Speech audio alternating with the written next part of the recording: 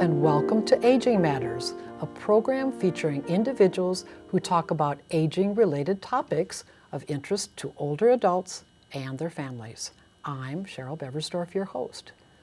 Universal design is defined as the design of products and environments to be usable by all people, to the greatest extent possible, without the need for adaptation or specialized design. For older adults, universal design modifications can convert traditional homes into safe, secure, independent environments that support aging in place. Today, my guest is Kelly Vogan, a senior project development consultant with Glickman Design Build. Kelly will explain how universal design differs from traditional home design, and he'll also give us examples of universal design home modifications inside and outside a home. And finally, he's going to talk about reasons for considering universal design and the issues to think about when deciding if the concept is right for someone's home. So welcome, Kelly, and thank you for joining me today. Thank you, Cheryl. Glad to be here. So let's get started. I just gave sort of a very official definition of universal design, but you're in the business of actually working with people every day. So how do you explain universal design, and do you know where the term originated? I mean, it seems to be out there a lot, so give us a little background. Sure. The phrase was coined by an architect named Ron Mace, and he's very instrumental in the ADA development with a lot of this American Disabilities Act, which has a lot to do with universal design in our public buildings. All right. But it was never addressed in our homes in any official capacity. So when I talk to people about universal design, it's typically aging in place and making the home available for anyone to live there or to visit.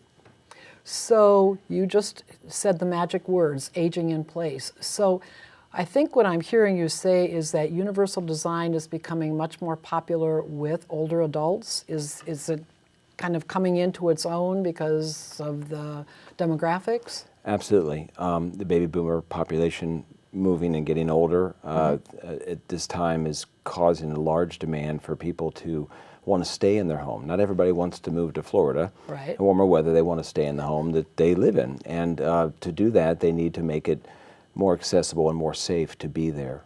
And so we're seeing a large uptick in business with in-law suites, people wanting their parents to move in with them, or people just wanting to stay in their home and continue to enjoy it and not have to worry about, dangerous falls or other things that can befell them. As they get older. As they get older, correct. So what I'm hearing you say is that it's for older adults, but sometimes it's also families who may expect that their mom or dad might be moving in. So it's all different kinds of homes. It's all different kinds, yes, correct. And it can also be for someone with a disability that's not old. Okay. So that's where the term universal, so anyone can use it safely and effectively.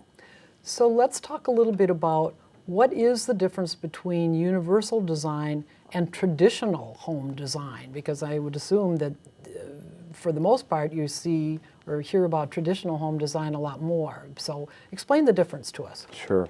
The difference, traditional design focuses on architectural elements of the home and how it will look and perform in a general sense. But previously, not much effort was given towards the thought of, this is great kitchen, but how will I be able to use it, 25 years from now? Same thing with bathrooms and such. So done properly, universal design can be woven right into traditional design, and it works out both with the new space now is created for your use now and for yourself and your family members in the future. Okay, so it's kind of a variation of traditional home design, but making it better and more useful down the road. Correct. Is that right? It's a variation of a theme. If you're going to do an addition and put a master suite on your first floor, making the doors larger, blocking for grab bars, extra space in the bathrooms, there's just a few examples that really don't cost much more to do, and you can still have the look that you want for the new space at the same time. As you are working with your clients, are there particular health issues that you are noticing that would warrant universal design? I mean, what are some of the situations that people present that if they're living in their home, universal design would be a good thing? Sure. Mobility is probably the number one. As people okay. age, they don't get around as well as they used to. And so the likelihood of a slip or a fall becomes greater. You know, the basics of water entries and grab bars and more universally designed bathrooms and other elements really become key. So the number one thing is mobility, and that can be from just getting older, or it could be from a condition. So mobility, I would say, is the number one condition. There's many others, too many to list, but that was what I would start with. I would think that also, too, as people get older, they might have arthritis or not be able to grasp things as well. With my nursing background, I'm always thinking about possibilities, or they might not be able to see as well, too. So Yes, would you agree? I would agree. As simple as having lever locks on the doors instead of a doorknob, traditional doorknob. Task lighting, better general lighting, all types of devices in the kitchen where drawers can pull out to a lower level so you can reach things. So there's a myriad of things that can be done. Yeah, I also like what you say about falls, because falls is so prevalent amongst older adults, and being able to design rooms where people don't have to get up on stools and things like that is so important. It's key. You don't want to put them in an unsafe situation because the house is not adapted to their current situation or future. So let's start talking about some of these modifications. In general, my sense from what you're saying is that you can make changes both outside as well as inside. That's correct. So let's talk, maybe start with outside. What are some of the areas when you are helping somebody plan? What do you suggest for outside? Well, what I suggest to people is to think about how they're going to get in their home. So ramps. That's a good idea. Yeah. It's often overlooked. You know, we think about the spaces Sure. we use inside the home, but, you know, being able to get in safely before you can even address those other things is key. So outdoor ramps and those type of things, handrails, lighting, it can be a factor on the outside. Okay. Front porches and stoops that are large enough and wide enough that you can pull up to it or open the door without almost falling off the porch. You know, I've seen those small stoops. So things of that nature, and making sure the doors are wide enough to get in. All right. And how about inside? Inside, there's even more. It could be as simple as making sure hallways are wide enough, and we touched on bathrooms a little bit, having the bathroom large enough that it's more accessible. There's ways to adapt the design so that you can do vanities that can have parts taken out later, and it could become a handicap accessible sink, but it doesn't look like it now. You run the tile all the way under the vanity, and then it has some false panels that can pull out with just an hour's worth of labor. Kitchens, I mentioned the storage, that's really huge, trying to get that can up high and falling off the stool. So lowering countertops, light switches, even the plumbing fixtures in the bathroom, like the shower controls, could be lower. Zero barrier entry into the shower is a really, really big one. All these things can be done now, and they look just as good. No one's going to notice that you have the curbless shower. Actually looks kind of nicer than the curb shower, in my opinion, so it's kind of cool. The one question particularly inside that I think that, depending on the size and how the age of the home, are steps. Are you running into that a lot as to making changes because people are realizing that it might be more difficult to get up and down the stairs? It's a big one. Sure. Just like we worry about, 3 or 4 steps to get in your front door, in the house, the average flight of steps has 13 steps. So there's a lot of different options for that, ranging from a chair lift on the stair. We've seen them in the commercials where you sit down and belt yourself in, and it battery operated and brings you to the top. Right. They even have wheelchair lifts on the stair as well that can bring you up. And also in the outside environment, they have chair lifts that if you can't make a ramp, that you can use that to get to the front porch of your house. And sometimes even elevators. If you can't get it the other way, elevator is the ultimate way to get from floor to floor safely. And I understand there are different types of elevators now, the more traditional kind, and then a pneumatic, which is not quite as wide, I guess, or as large. Would you Correct. agree? The pneumatics are really neat looking, and it solves the problem of where we're going to put the shaft, because a traditional elevator takes up a bunch of real estate of your house. And that's why oftentimes elevators end up being an addition to your home, because putting the elevator inside your home just would wreak havoc with the floor plan of your house. So these pneumatic tubes help with that, because they don't take up as much room, but they're not fully adaptable to someone if they say had a wheelchair. That would, Yes, it that doesn't could be a work as well problem. as your traditional one.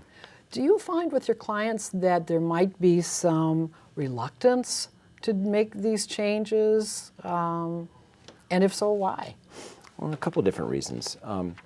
One is if people are starting to experience a loss of mobility, people don't like to lose their independence or think that they're losing their independence, and sometimes they'll think that doing these modifications is kind of admitting that they have shortcomings and they're not as agile as they once were. And they're also worried about how it will make the house look. People are concerned it'll make it look institutional. Sure. And then there's always cost as a concern, and that's a concern for every remodeling project. But independence is a big one. And if I were coming to talk with you about making universal design changes, what questions would you want me to ask? What would you advise me to ask you?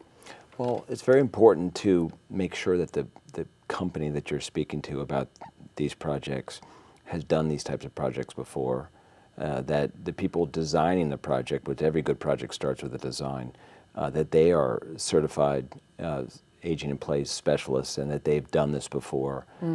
So it's very important, you wouldn't want someone that just remodels a bathroom to build your new home. Sure. And maybe the new home builder isn't the best person to remodel your bathroom. So picking the right contractor with the right qualifications and experience is important. Is it a good idea maybe to sort of shop around and go to different companies perhaps, just to see what different folks are doing and kind of maybe references? What would you say? Well, it's always good to do your due diligence when you're embarking in any remodeling project. It's usually not a small amount of money, and it's it's your home, it's your private space. It's a very special place to be doing this work, and you want to make sure to pick the right person. So the biggest thing is making sure that you're comfortable with who you're speaking with, and that they do the type of work that you need, and that they have a proven track record of completed projects, happy customers, and you can go see the projects and talk to the past clients, and that's important for any remodeling project, but especially universal design. It has to be done right. It has to be designed properly. And I would suppose that you also need to talk about budgeting as well, because depending on how many changes you want to make, it can be quite an investment. Would you agree? I would agree. And budgeting is a critical part of any design for any remodeling project. A lot of people don't want to talk about budget. It's kind of the 800-pound gorilla in the room, but it's you can't avoid it. You have to talk about it. So a good design process deals with budget from the very beginning, so that you can design something that can be built and something that can be paid for. Right. So you don't go too far before you realize one of the others is lacking. So it's very, very critical to talk budget. Okay. Well, we are going to take a look at a video which was created by the Arlington Commission on Aging. It's a short video, but they prepared it. It's called Universal Design, Homes for All Ages. And as I said, the Commission on Aging produced it, and it'll provide some information about what's actually involved in universal design. So let's take a look.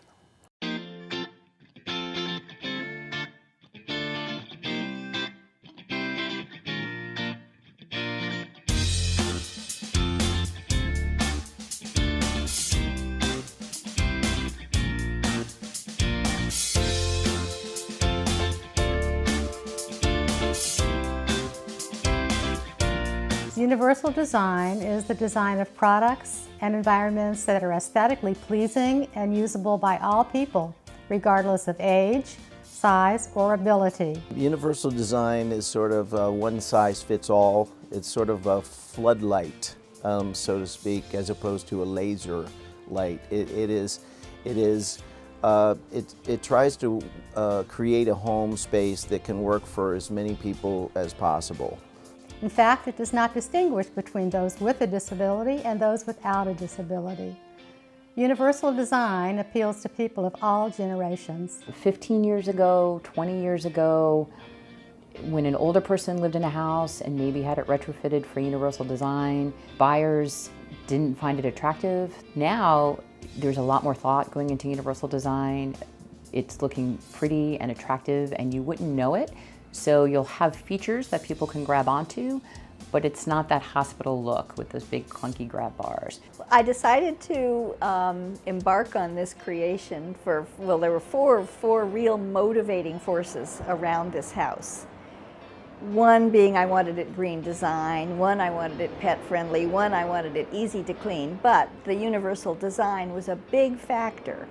I'm now 69 years old and I was about 66 when I started doing this, and I found that I wasn't getting younger. And I still am not getting younger, and I have osteoporosis, and so there are reasons to anticipate that someday I may break a hip, I may fall down the steps, something may happen to me, and I'll need to have a walker or a wheelchair. There were things that I knew I wanted to have. One was a stairless entry to the house, the other was an elevator, and the third was lots and lots of grab bars for the bathtubs. I have friends with multiple sclerosis, I have friends with arthritis, I have more and more and more friends who are quite pleased that they can get in and out of my house and up and down. I've talked to architects and builders who are thinking about things and putting it into the homes. There are some people who are putting elevators in and some other elements of universal design. But 20 years ago, the housing stock in Arlington was getting pretty old. And it wasn't until about 10 years ago that you saw people knocking down the older houses, building newer houses.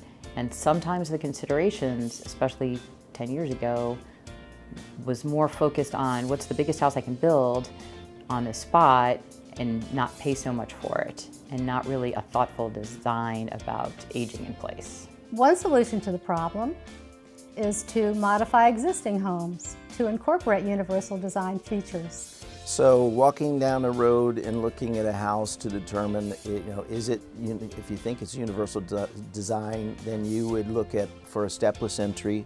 You look for a walkway that could be a ramp. Ideally, is going to look like a nice walkway with a stepless entry into the house. The ramps, walkways coming into the home. Okay, we push strollers down it, we roll luggage down it, and then there's the wheelchair. But that's like maybe 5 or 10% of the usage of that ramp is actually used for a wheelchair. So what to look for, and I don't see it all that much, are like zero grade entries into the showers, wider doors in case you have somebody who is in a wheelchair. What I do see more often are, instead of doorknobs, the handles, the lever handles. That's part of universal design. I would be very happy to have something that had this kind of an arc. I could put my fingers right in it and could pull with no obstruction and no cramping of my fingers. There are people who put in grab bars, but I think traditionally they were more utilitarian. They looked more hospital-like, which was not that attractive to a buyer. But I've seen some fabulous designs recently where you cannot tell. It looks just seamless, like it's part of the shower, and you wouldn't notice except when they're installed, they're reinforced because you know somebody's going to grab on it and put pressure and weight on it. Sometimes it's the placement of light switches a little bit lower. As time goes on, we're seeing more and more universal design that's attractive and that you wouldn't notice it as universal design. And I think also, if you're doing it at the building stage, it is not going to be that much more expensive. So how people should think about the costs, because they're concerned it might be very expensive to do universal accessible design. I think the question would be to look at the alternative. How long do you plan on staying in the home? Do you want to, if there are, say, two people, two partners living in the home, do they want to live together? If one gets injured and can't access the home. I'm seeing more and more architects think about it and builders think about it, and I think in 10 or 15 years, it will be the norm. Well, everyone benefits from universal design because it works for everyone, no matter what your ability, no matter what your age, no matter what your station in life. Everyone is comfortable living in a universal design home.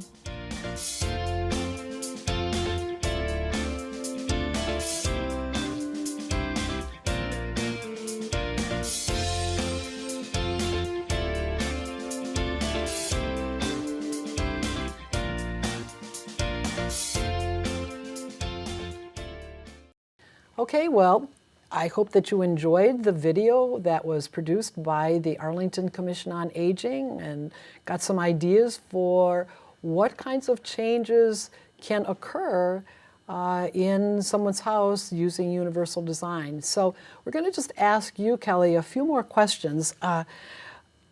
You mentioned a little bit before about the guarantee that this concept is not going to make your house look like an institution. Are there guarantees, or what do you tell people when they ask that question? Well, not many things are guaranteed, but this goes back to the point of doing your due diligence with the proper contractor. And I'd mentioned earlier that design is a critical component of it. When you're doing the design, you can figure all these things out and how it's going to look. A lot of times now there's 3D modeling and the virtual reality goggles, so you can actually walk through your new space before it's built, so you can kind of debug it a bit so that you know what it'll look like before it's built.